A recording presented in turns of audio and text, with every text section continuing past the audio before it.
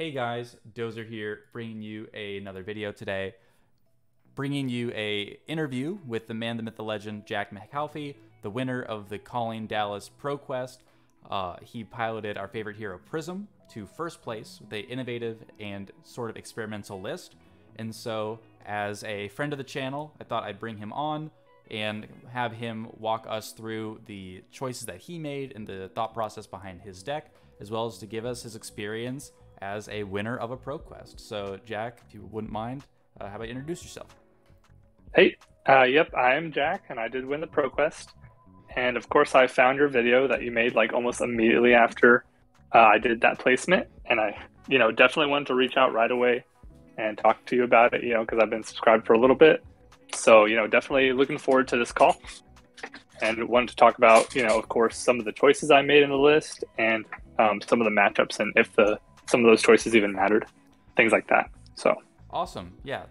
Really glad to have you on. Really glad to be sharing, all the Prism spice with everybody out there. And by the way, for everybody listening, before I forget, Jack and his brother made a video detailing their tournament experience, and I will link to that here in the YouTube video so that you guys can go check him out and go support his channel there. But for right now, let's talk about the spicy choice that you made here. Everyone can see it right there at the top of the red pitch list. 3 red blinding beam. When I was going through the video originally, I was very taken by surprise. I was trying to rationalize, why maybe you had run the red blinding beam instead of maybe the yellows, or, it's a card that I don't personally tend to run, and I've tried it before and never found that it worked out great for me. So when I saw that you ran it and then went all the way with it, I was thinking, oh man, this must be, a very interesting inclusion. So if you could walk through, your thought process for the audience and kind of tell them, one, what kind of led you to including blinding beam at all in the list? What kind of led you to run the red? And then did you get to resolve it in any key matchups, and where did it really do work for you? Okay, well, I'm definitely glad you asked. So I was wanting to explain how my deck basically has 2 options from my perspective. I either go the aura and basically usually the library game plan, which the win con for that game plan is hurting them with pings, because usually you go this game plan if you can't directly attack your opponent. Basically, if they have a lot of natural or a lot of overwhelming attacks that are bigger than 6, you basically cannot attack your opponent throughout the game or you'll just lose. Essentially, all their cards block for all the damage that you could be dealing.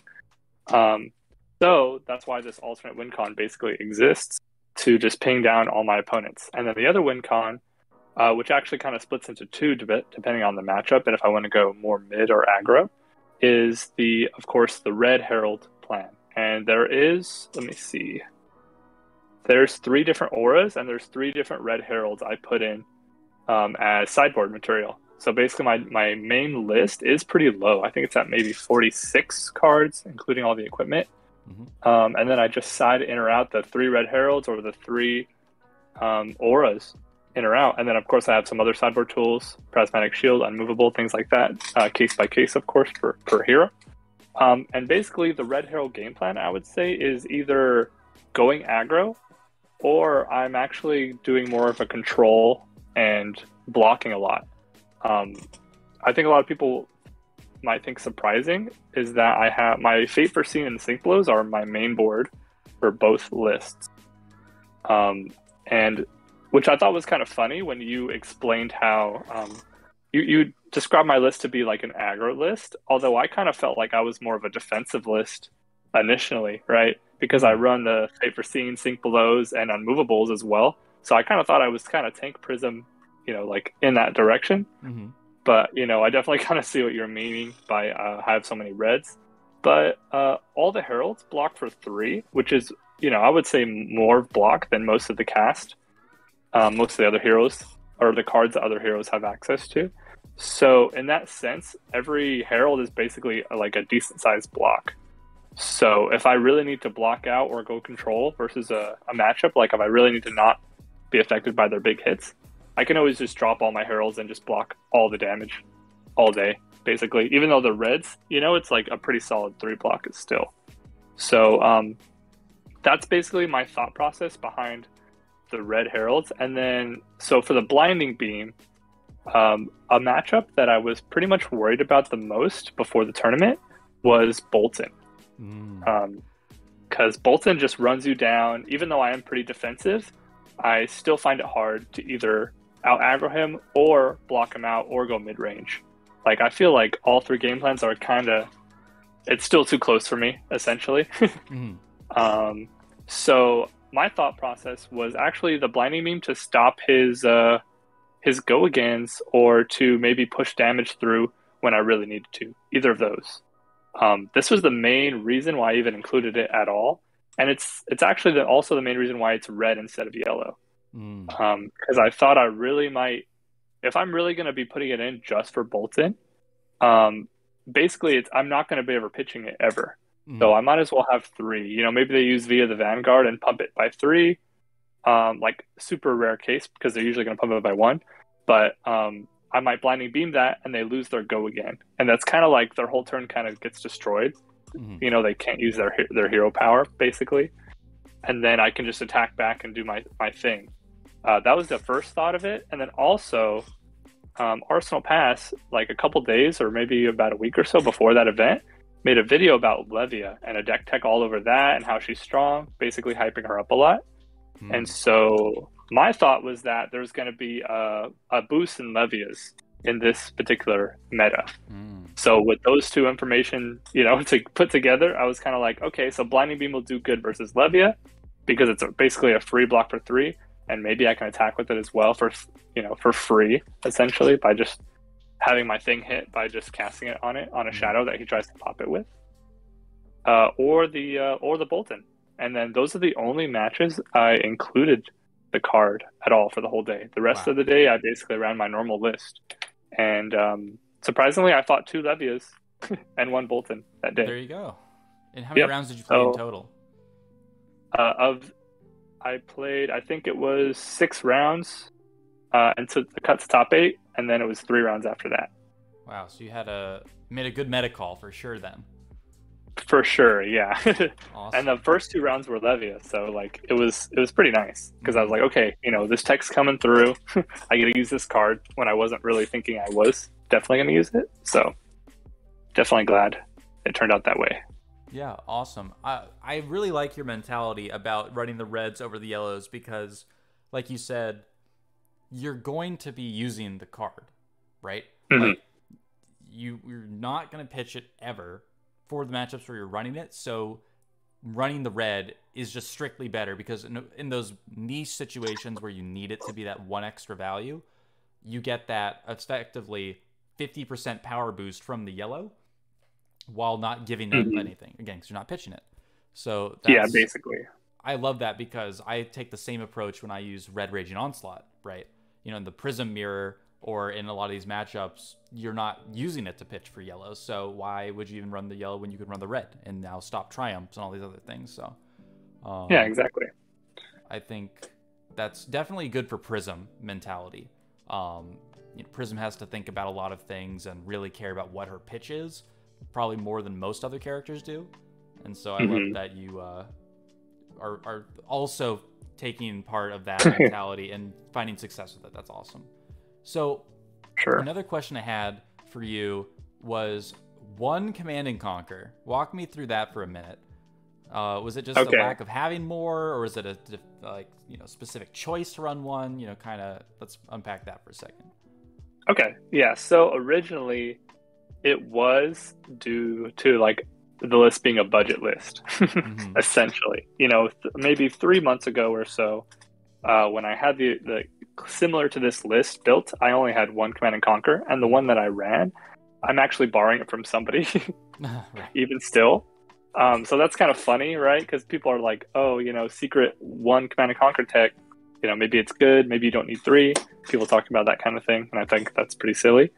But as I've been playing with just one for the last, you know, couple months or so, I kind of just realized actually that I don't think I really need or want 3 of them. I found that my game plan, I found that when I run 3, I actually want to side them out sometimes because it is a red, right? It is an aggro card. most of the time I do want to be playing and pitching for this card when I have 3 reds. And of course it is a block 3, so it fits the, all cards block 3 if I need to kind of rule. But running 3, I just find that I kind of want to side them out sometimes. But running 1 is kind of like a secret bomb in the deck, and then usually having 1 be played, usually the opponent's worried about maybe there's 2 more. Right. So like having just 1 is actually kind of a bit of a spice pick, I guess, because I don't think I need this card that much to win. I feel like I want my Prism game plan more than I want to threaten their arsenal spot, if that makes sense. Totally. So I know Command and Conquer is a great card. Like, it either threatens 1 card in arsenal or threatens them blocking with 2 cards from hand, basically. Like, they have to drop cards when I present this card, and I know it's amazing, right? But in a lot of cases, my win con doesn't really care about that, I would say. So for that reason, I just run the 1. Sometimes it's really hurtful when I randomly get it out throughout the game. And then it also pops other heralds, of course. So that's another reason why it's in there at all. Definitely, yeah. And so those are my thoughts on the 1. Fun fact about Command and Conquer, right? So, when I got into the game, people were really hyping up Command and Conquer. This was back during Monarch Unlimited's release, and it was Blitz season. And everywhere I looked when I was trying to learn in the game, I just see Command and Conquer this, Command and Conquer that. Oh, it's a $60 card. It's an $80 card. Oh, it's a $100 card. It's creeping up and up and up. And yeah, it's blowing up. yeah, it's a good card. Like, it's a good card. But what I found in playing Prism was that, like you just said, right, in your own words, doing your own Prism game plan, right, tends to be more important than threatening someone's arsenal. Especially if you're not combining it with other effects that make it more threatening. Bravo can run Command and Conquer and can run 6 pummels in the deck. So pummel Command and Conquer is really strong. You could talk about the same thing for maybe, like Ira in Blitz with Command and Conquer. It's really strong because it comes in for 7 after the Kadachi, or things like that. And so, you can find all these situations where, or even Brutes. Brutes just love it because it's a 6 and it's really efficient, right? But for Prism, we need to run a bunch of in-archetype cards for our own synergies.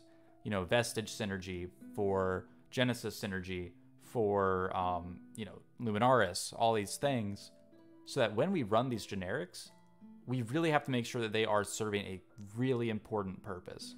And like you said, right, there were matchups where you wanted to side them out because they weren't necessarily doing more for you than other cards. And you ran your defense reacts in every matchup, basically. And those are generics and reds. So when you're getting into those situations where you need to pay for your expensive Prism cards, drawing more than 1 red can be really crippling for you. Yeah, definitely agree. Yeah, so just kind of like fun fact about Command and Conquer at the end there, Tyler Horspool, shout out to him, who won the Calling Las Vegas with Prism, didn't even run the card at all. That's interesting. Right? Like, I don't think I saw his list. Yeah, so. he literally didn't even run the card because he was running a highly defensive anti-chain Prism list, and he was able to go all the way. Again, with only 12 reds in his entire deck. Fate Foreseen, Sink Below, Prismatic, and Sigil. Whereas, so yeah, like he won the whole thing and didn't even use Command and Conquer, right?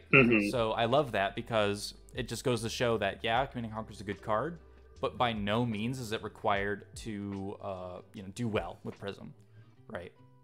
Yeah, I definitely agree there. It is not a key card for her. And it really just depends on how much the meta values the arsenal slot, right? And I think that kind of controls the power of the card. And then now with the new heroes, I think the arsenal slot is a lot more valuable because there's a lot of effects playing around with that kind of thing. So that's also another reason why I left the 1 in, because like when Chain was reigning, basically, the strat was to block out and win that way, of course. I think my deck list might be kind of similar to Tyler's. I haven't looked at it, but I definitely, but back then, I just blocked out essentially. But I mean, of course, that makes my deck plan a lot weaker to other heroes, which is a little, not so fun. But and then now that that's pretty much, he got nerfed enough to where I can run at least one Command and Conquer just to, I guess, fulfill that meta shift, I would say, where Arsenal slot is becoming a little more valuable. That's another reason why I run at least one, just to like threaten that spot that I know is a little more valuable than normal, essentially. Definitely. And of course, you're running the one of Yellow Pummel, which, while it can synergize with Command and Conquer, I think in your video you said that it was really just there for erudition in the late game. It's like a Dreamweaver's like finishing play. Can you kind of go over that and kind of explain your thought process behind the one of Pummel? Yeah, sure. So, and actually, some people might be surprised by this as well. Pummel is actually a main board card for me. And if I'm going aggro or full aura or block out, I pretty much main board. I mean, if I'm blocking out completely, which I don't think any matchups I'm doing that per se. So I pretty much have Pummel in for every reason. And so like my game plan with Fate Foreseen and Sink Below being a main board item, no matter what, for either full Red Heralds or the Aura build, I'm basically thinning my deck out to go to the last 15 or so cards to then essentially pop off and win the game there. Because Prism always has the chance to steamroll into a victory based on her kit, I would say. And part of her kit, I would say, is setting up for that pop off or for that roll to happen at some point. And basically, for some matches, it needs to be thought that way, where I'm basically getting rid of key cards to thin my deck for the late game so that I can guarantee I have the damage and the pitch that I need to have everything line up, basically. Right? So, like, the first cycle of my deck, I'm basically dropping 100% Command and Conquer. I'm going to play that out, or maybe Arsenal and play it out immediately, or block with it if I need to. It's not really like a big issue if I have to block with it, because it's just a block for 3 and I don't want to be pitching it. And then the same with the defense reactions, right? The reds, I do not want to be drawing them late game and having them mess up any of my attacks or any of my auras. So again, I'm thinning my deck out. And the rest of the cards are pretty much there to be used at the late game. And that's where Pummel basically comes in. I will always pitch Pummel and use it as a last card to block as well if I need to be blocking. And I'll go down to like very few cards, and I'll always keep one Erudition and one Pummel. And when you do that line of play, I can basically always pair them together and pitch them so they're closer and closer together. And so I'll go to a hand where I might have 8 cards left in my deck, but I basically won the game because I have Herald of Erudition, Pummel, and 2 blues or 2 yellows as well with that. And that's when I'll use the Dreamweavers and I'll do Erudition Pummel every time.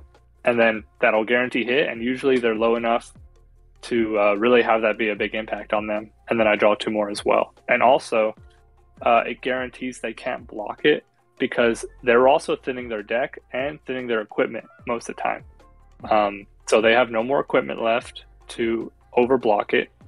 Thinking about the Pummel, they have no more defense reactions left because it's, towards the end of the game, they were also thinning their deck. But it's kind of like I'm planning for them to have a thinner deck, and then Pummel just comes out at the perfect time every single game, basically. That's awesome. Yeah, so in your experience running it that way, that sounds very similar to how I kind of ran the Tome of Divinity play, right? I often talk about how much I love trying to set up a late game multiple tome turn, normally using Energy Potion to guarantee some card advantage. But as we know, unless the other player is playing a very slow game plan, it can be really hard to set stuff up like that. So, for sure. When you're talking about how you're getting down to that thin deck state, how often are you actually able to ensure that happens? Is this like a common thing for you, or is it like when you can take it, you do it kind of thing? Kind of what's your approach with that?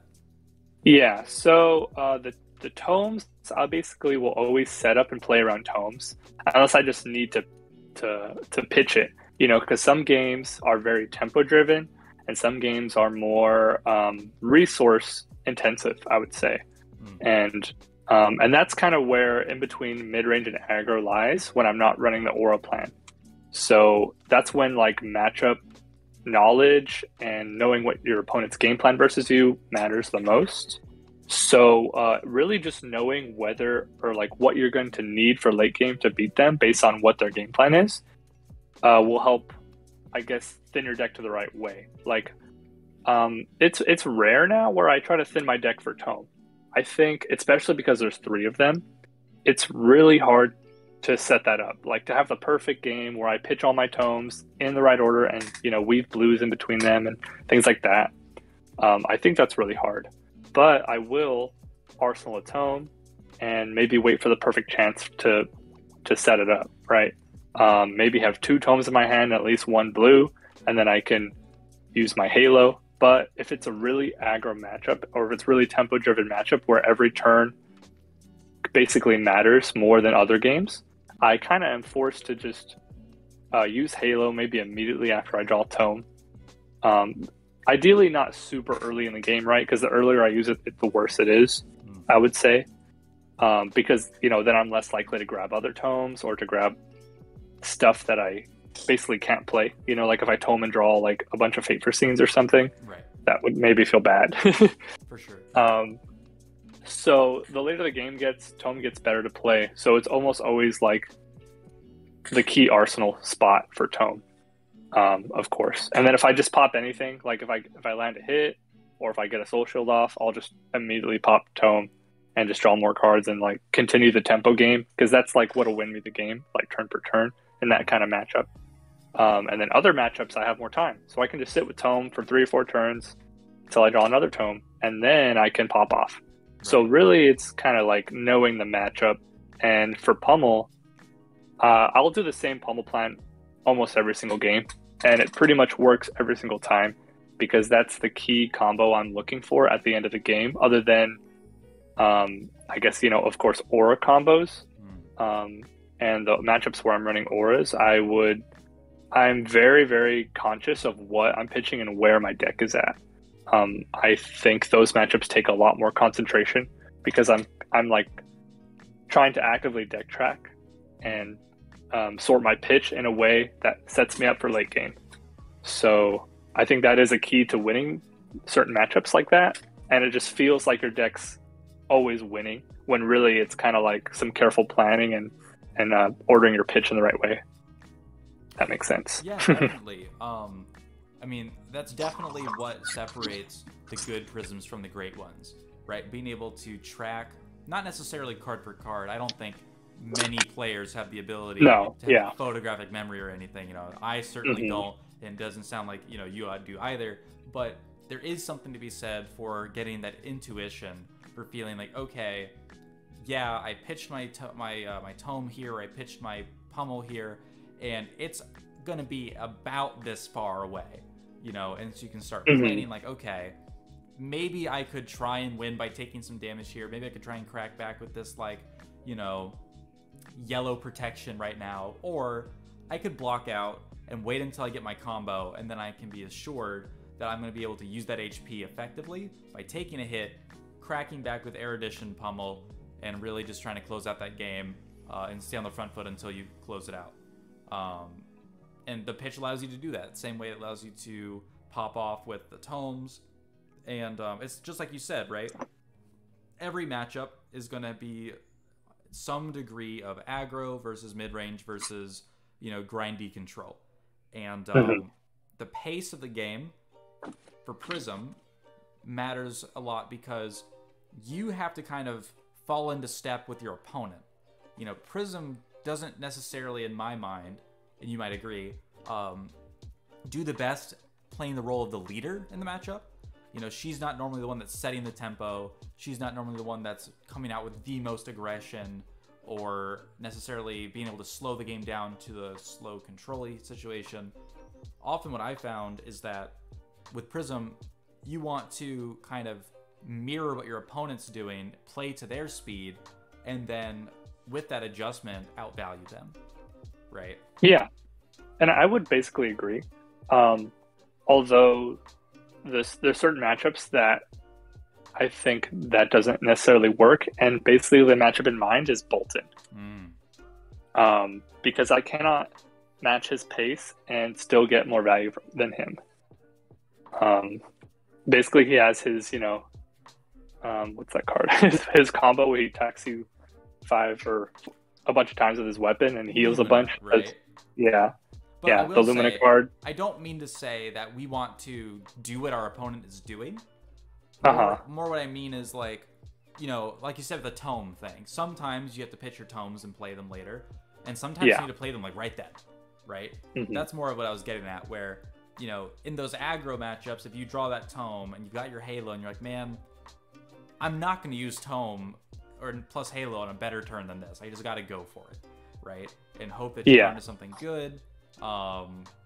That's when you really want to be kind of using the context of what your opponent's doing, I feel like, to be able to not get too greedy with your instance, right? Okay, yeah, I think I get what you were saying. And I think, well, I guess my thought was in relation to Bolton was that I can't really be too reactive versus Bolton, or else he'll control the game and then we lose. And that's basically where the blinded beam comes in, because that allows me to control the game. Because the only way I can control the game is basically have insurance for my cards not popping. Because if they pop, I lose control of the game. And then he gets control again, and then we're on the back end. And that usually is game breaking, I would say. So having that little bit of insurance in the deck for that control matchup, or not control, aggro matchup, basically. I mean, that feeds into what you were saying, right? Because his game plan is to play aggro. So if we're matching his level of aggression, we're basically going to need something that lets us do that. And I guess that's where Blinding Beam comes in. Yeah. And it's cool too, because, I think you found this with Bolton, because I tended to feel this way as well. For Bolton, we want to be basically forcing him to pre-commit resources to get his go again, right? We don't want to be blocking with Heralds and giving him the free +1 if we can avoid it. You can do stuff like your defense reacts, you can open block, and then you're gonna Blinding Beam in hand, and then if they want to pump it to give it go again, like maybe they're gonna create a Steel Hand, right? We can respond to the activation of Courageous Steel Hand with Blinding Beam, putting their attack down 3. They buff it by 3 from Courageous, and so now they're still at 0 extra attack. And so even though we're going to take a little bit of damage, they lose all their go again, which is like basically extra block without having to use cards from our hand, right? Yeah, it's like extra block, and it turned off their turn, essentially. Exactly. So we were able to get that HP value without having to commit the cards from our hand, even though we took a little bit of damage. Yeah, totally agree. For sure. Yeah, the defense reactions become key in that matchup for sure, because I don't want him buffing his thing. I'm almost tempted not to block when he presents a damage that could get buffed and get go again. So that's another struggle of the matchup, where all my block cards are attacks, and that's where he kind of benefits, of course, because of his hero power. So it's definitely a tricky matchup. Yeah, I agree. Bolton's always been a very tricky matchup, especially if it's Saber combo, because you either draw the ALS or you don't. And speaking of, let's talk about that for a second. So I see a disturbing lack of ALS in this list. So did you just feel like you never needed it? I mean, kind of walk me through that for a minute. Okay. So I feel like the main use of that card is to make your opponent waste their tools. And I don't really think it's to negate damage directly, because a lot of times the better players will just, maybe swing with a weapon and pass. And it really didn't negate any damage, because they can maybe arsenal a card, or they can just keep the cards in their hand. And maybe I get 1 damage out of the transaction, right? Like maybe I had 1 shield because I had to drop my hand for Arclight. So I might get 1 damage profit and I lose a card, and they swing at it, and then we continue. And I think that's a normal Arclight play. Really, it only comes in. It basically was like the Saber versus Chain, because he'd pop all his stuff, like he'd play all the seeds, he'd play all the buffs, and then he'd give go again, and then I would drop Arclight, and they would lose all their tools. Right, all the seeds no longer are effective on the next attack. All the buffs that were going to be buffed are going to swing into Arclight. They all get wasted, right? And then you beat Chain by basically making him waste his tools into the discard pile. Because if you don't do it on that timing of go again, they can play around it still. They can, well, they still kind of can a little bit with action points. And, there was people running potions and stuff, and I think that was in response to people learning how to play Arclight better versus them. So, but yeah, I think that's the main reason for Arclight is you're trying to make them waste their tools. And really, like, are there decks right now? Well, my thought was, are there decks right now that use a bunch of tools and then gain a benefit like right after that I could use Arclight to destroy, basically? And I might actually put it back in because of Briar, but at the time I wasn't really worried about Briar or any other decks having tools like that to pump. So I was kind of thinking, I don't really need Arclight because my game plan does great and I don't have any tools to destroy. So for the current meta, I took it out, essentially. Yeah, that makes a lot of sense. As someone who tries to play out really, really defensive Prism, for me, I used to only run 2 Arclight. And the reason I used to only run 2 is because, kind of like you're saying, sometimes in an unoptimal situation or suboptimal situation, you would just give up your whole turn and really not get much out of it. And so by running 2 of them, I knew that I would be able to see them enough to where for a key turn, I could like arsenal them and pull it out without giving up all of my momentum. But I wasn't really relying on it entirely. But kind of as I started practicing more and learning more about how to pilot the defensive list against better and better players, I found personally that I wanted more ALS because I just needed access to it, even if it's just to get in an arsenal, even if it's just to block that one turn where your block is a bit awkward. Because that's the other thing too, right? It feels bad, right? So everyone always says time walk because we have a lot of people that played the M game, before Fab. And the thing is about Arclight, it costs 6. That's 3 yellows. So if you have a 4-card hand, that's your whole hand if you're all yellows. But the thing is like, let's say you're playing the Aura game plan, right? You've got your Genesises, your Odes, your Tomes, and all these things. If the only card you can block within your hand is like a Herald, and you've got like a bunch of shields you're trying to protect, or you've got just a big turn that your opponent's staring you down with, potentially, even if you're quote unquote passing your turn, you're still passing their turn too. And you're getting rid of those awkward cards for late game, right? So I think there's still some value to that. Especially when you can, as you said, respond to them committing tools and kind of burning them and making them waste them. I think you're definitely right on that. Yeah, and some matches I was thinking of also pulling it back in for would be Brute as well, or other what's their class called? That basically is Brute or the Shadow Brute, because basically they have that Velo card that they draw 2 cards and all their stuff gets buffed. I think that's like the strongest tool in the game, essentially, and it's super threatening. And that's basically a turn that you cannot do a turn. You have to full block, but it is a pump as well, and it just gives go again.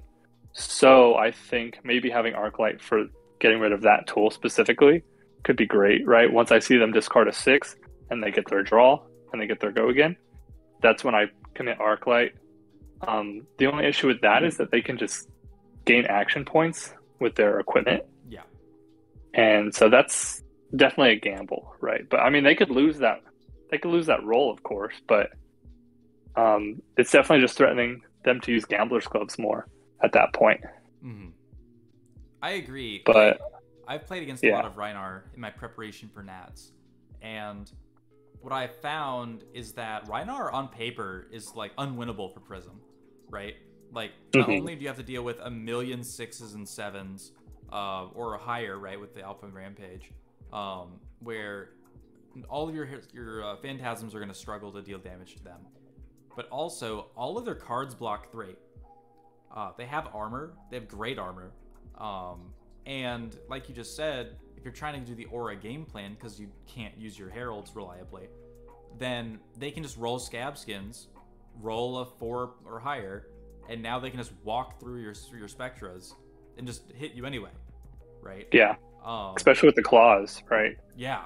They can just pitch 2 cards, kill 2 auras, and their turn. And then I'm like, well, that goes a lot of my value that I kind of needed for at least 1 turn. Yeah. And it also hard counters Arclight, right? Because if you Arclight in response to an Intimidate trigger, and then they simply say, lol, okay, Scab Skins, oh, got a 4+, I'm just going to attack Arclight and just going to punch through it anyway, because now you have no hand. Yeah, basically. So it definitely feels really hard to win. So, but again, it will come down to that luck factor, right? Do they roll the 4+ on the turn where you have the Spectra out? Because if they roll a 1, then you get a free extra turn of Spectra protecting you. Maybe that's Arclight, maybe it's something else. Or if they roll a 2 or a 3, then it's the same result, right? That Arclight will protect you for that turn. Yeah. So it's like a 50-50 shot whether or not it's going to be good for you or good for them. And then, if they fail their gamblers, they just get if they roll poorly, you can just win the game off of that. So it feels bad. No, that's definitely true. to say that it's very luck based, but it really is. The way we win that matchup is by forcing them to roll their gamblers and to roll their Scab Skins a lot more, which just kind of opens it up both ways. They will say, okay, yeah, I gotta roll my Scabs here, and I roll a 6, and I don't think we can run Gambler's Glove ourselves. I've tried it. Yeah. And probably not. It's just a little too much. Basically, what ends up happening is if they never need their Gambler's Glove, your Gamblers never gets any value. Basically, they have to fail roll, break their Gamblers to keep going, and then you have to Gamblers if it gets a good result afterwards. Because, again, if they can just cancel your Gamblers by doing their Gamblers, it's like, oh, geez. Yeah, it just it doesn't matter that much at that point when they have their own, essentially. Right. So, yeah, I agree. Yeah. Agree with everything you said, basically. Arclight's good. 2 more notable inclusions that I was looking for and was surprised I didn't see. So first off, we'll go into the yellows. So I love Glisten. I always have, and I think Glisten does a ton of work, especially in the new meta, versus all the Guardians that are, kind of lurking about. What's your thought on Glisten, and why didn't it make the cut in this list?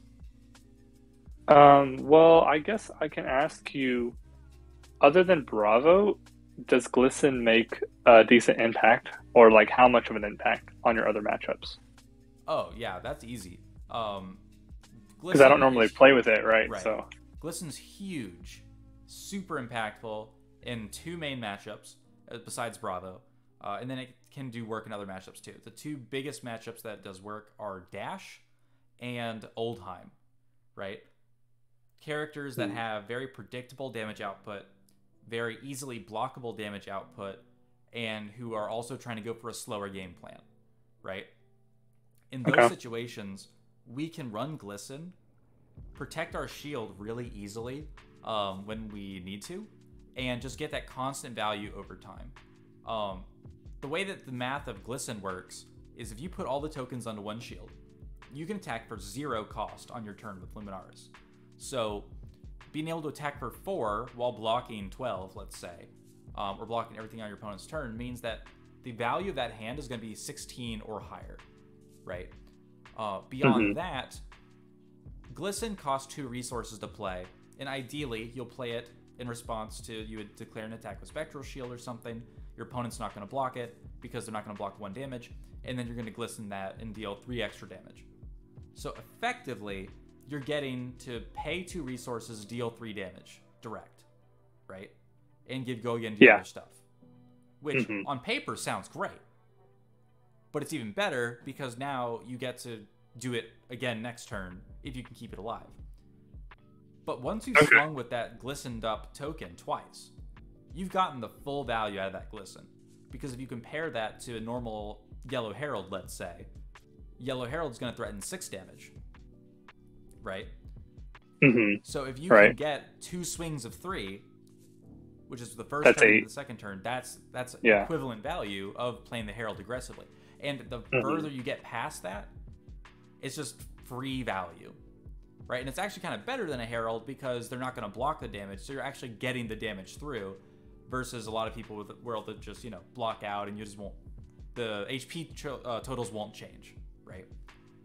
And then so that's like with Oldheim especially, it's really good because he doesn't have a lot of dominate, and he's only attacking once per turn generally, so normally we can keep that glisten alive versus him for a long time and really help get around his defensive tools.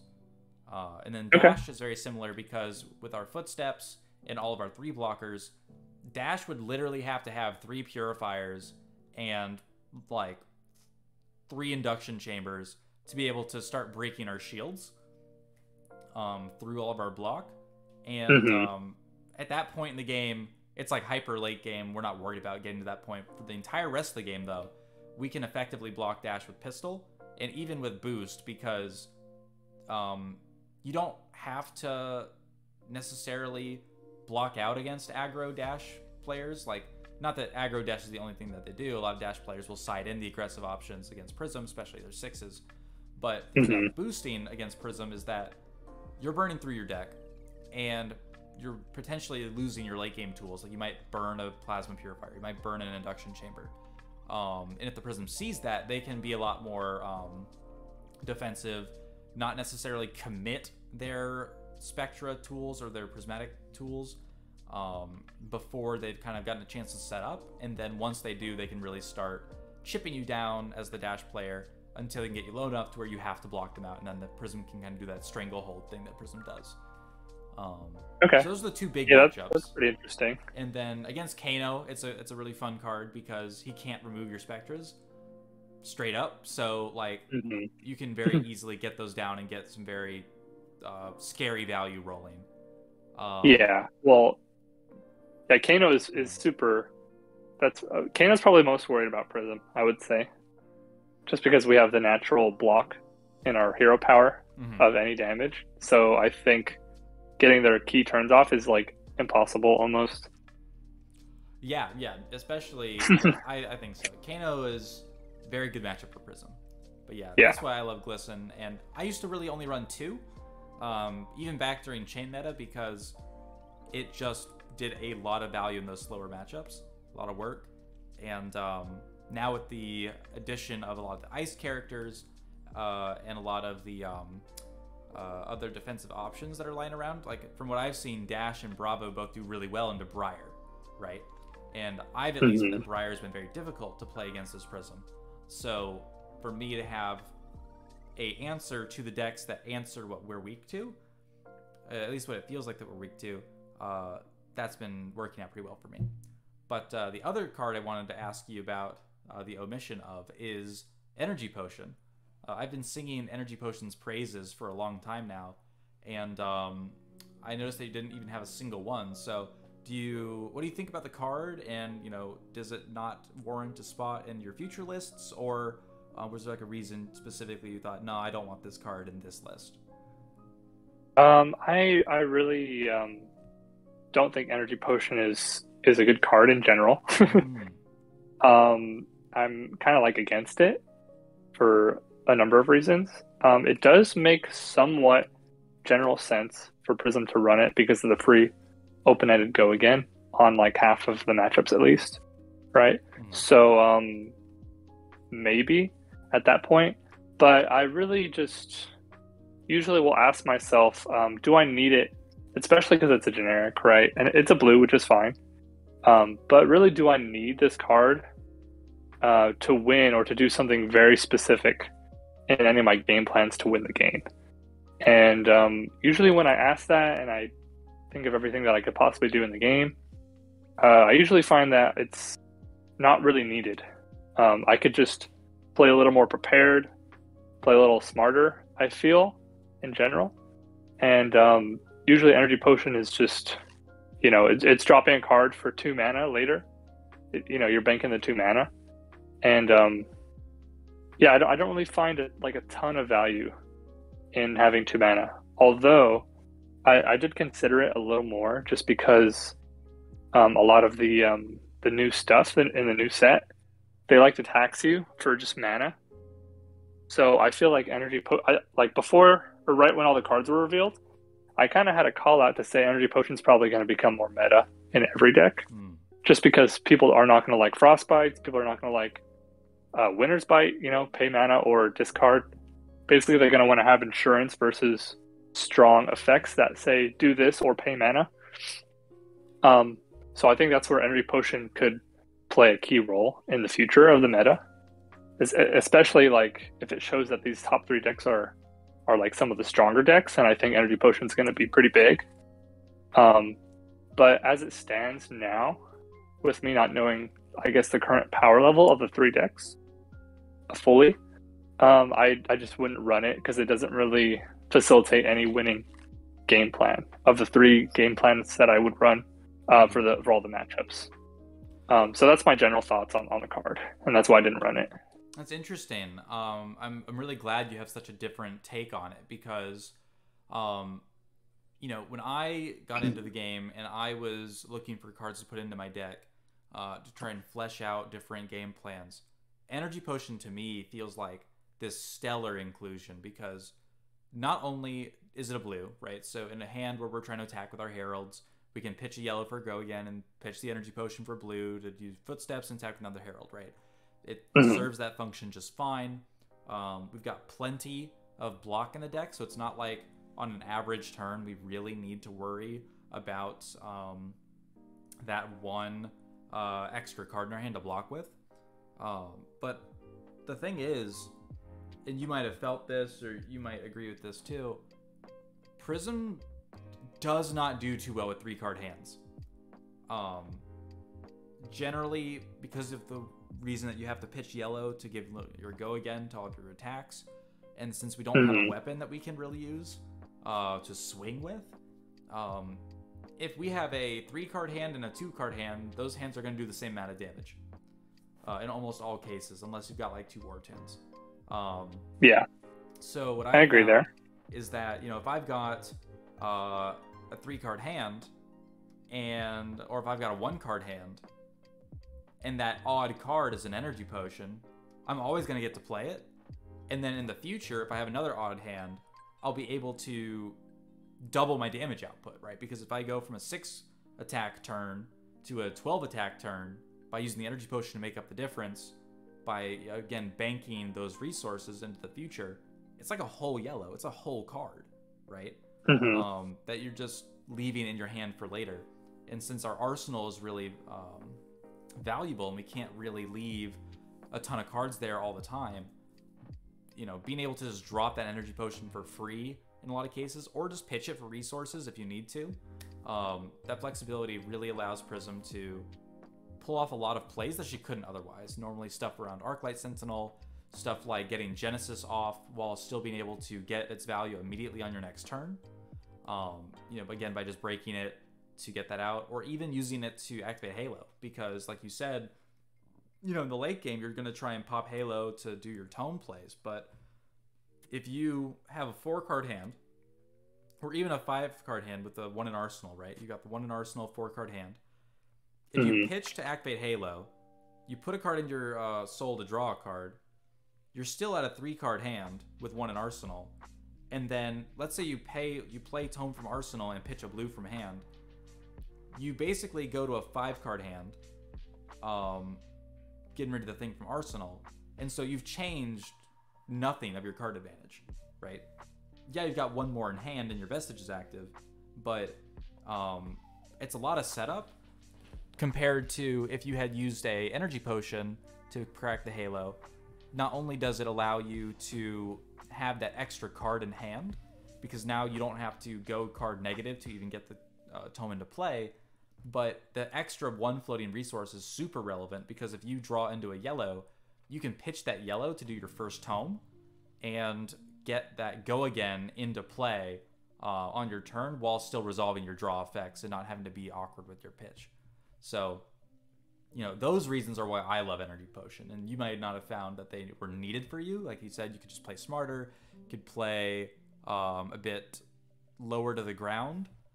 Try and skate over the edge of the lake, as it were, right? But I like having that insurance. So maybe it's more of the more reserved inclusion rather than maybe the daredevil approach that you might have been taking.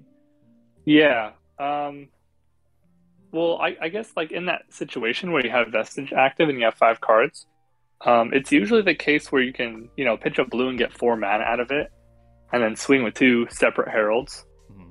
At best case scenario, they can't pop it, right? So and then usually if they do end up popping it, I'll just have to pitch another card, and then play that other herald anyway, and then usually have extra mana to make a shield and whatnot. But I mean, usually after all this, after every game plan, I usually want to arsenal a card, and I feel like arsenaling a card that's not potion is kind of like having the potion in general, because I feel like arsenaling a card and having 2 mana extra is kind of a similar thing, right? Because all your cards are going to pitch for either blue or yellow when you draw into them. Right. So I feel like that's maybe along the lines of where I was thinking, where if I just drew into any other card, I could just treat that as 2 mana on the spot, and then play around my key cards that win me the game by putting them in the arsenal, and then I'm always kind of just happy with whatever I draw instead of the potion. Because I feel like even the potion is it's slowing the game down when you do have it in. But of course, I mean, you could just put it in where the slower matches matter more, and that could change things. I haven't tested it out probably nearly as much as you have, of course. So that's just my general thoughts, I guess, where I could maybe just use the arsenal slot and replace a potion, and it kind of does the same thing. Yeah, if that makes sense at all. I think you definitely have a point there, right? Being able to bank Prism's a game card plan of resources for the future, or bank a card in arsenal for the future to play, right? It's like you're banking the pitch or you're banking the play. And at least what I found, because of how expensive Prism's cards are, is that normally I would rather have the extra card in hand for pitch rather than the extra card in hand to play in just a lot of my matchups, because I'm going for that very defensive, very spectral shield heavy game plan where I'm running yellow prismatics, and I'm trying to play tanky, and I'm trying to just keep my shields alive and pitch 1 card a turn to ping. And so if I can, use an energy potion to pay for a soul shield and keep all my other cards in hand, or if I can use it to pay for a Genesis to get the trigger going, or if I can use it to help pay for an arc light and keep a yellow in hand to go wide with all the shields that I'm protecting, then for me that's really worth it, compared to, let me arsenal this random Herald of Protection, right? Let me arsenal this blue Herald. It's like, Yeah. I normally that makes a lot of sense. Right. Yeah, especially considering our deck differences, I would say it doesn't fit in my deck as it is now, but I think it does fit in yours a lot more with how you were saying with your game plan. But we do have similar game plans, but the tools we kind of revolve around are different. For sure. Which it's pretty interesting that it works out both ways, right? As a game plan. So. Well, it's also interesting that you say that, right? And we can kind of get close to wrapping up here. Thanks to everyone who's still watching. We love you. So the interesting thing here is that, like I originally said when I started coming out with the tank lists, there are no cards, really, in my Tank Prism lists, besides Whispers of the Oracle, which is my pet card, that are really foreign to Prism, right? I wasn't running, out muscle in Prism or something. I wasn't running Vigor Rush I was running stuff that just made sense, like blue heralds, yellow heralds, auras, some defense reacts, some red phantasms, whatever. And the main difference was the way that I played the cards, right? It was the mentality. How you use the cards is often more important than which cards you have access to. And so I think you found that out as well, where your list isn't card for card that different from mine, which isn't that different card for card from Tyler Horspool's list, which isn't and so on and so on, right? We only have so many cards to work with, but based on a couple small tweaks and based on the meta that we're facing, we can make greatly different decisions in order to have a ton of flexibility in how we play. And I think that just goes to show how deep and fun Prism can be with all this variety, with such a uniform card pool. Mm-hmm. Yeah, I totally agree. And I would say Prism is one of the harder decks to pilot, especially considering how advanced the meta is getting and how every matchup is almost like a slightly different win con for Prism. So how you play the cards does make the most difference, I think, with this deck, for sure. So I definitely totally agree with you there. Yeah. Well, that's about all the questions I had for you about your list.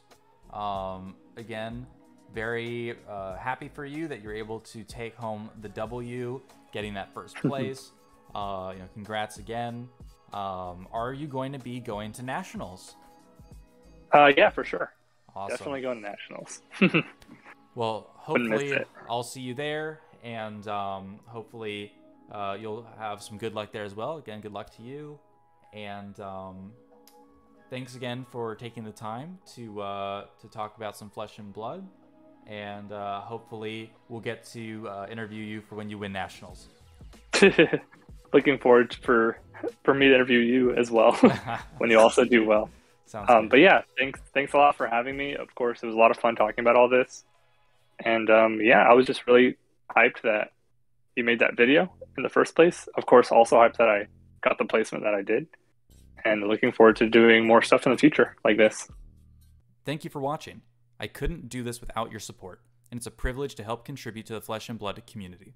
If you'd like to help support the channel, you can do so by becoming a patron on Patreon. Doing so will grant you many benefits, including early access to videos, patron-exclusive content, and much more. Thank you to Tara Blitz for being a Dreamweaver tier patron, Joe Gianoli, Alex, Michael Lynch, Tim J, and David Romish for being Sentinel tier patrons, and thank you to Ike Vickhagen, Carl Letman, and Jake Arms for becoming Herald tier patrons.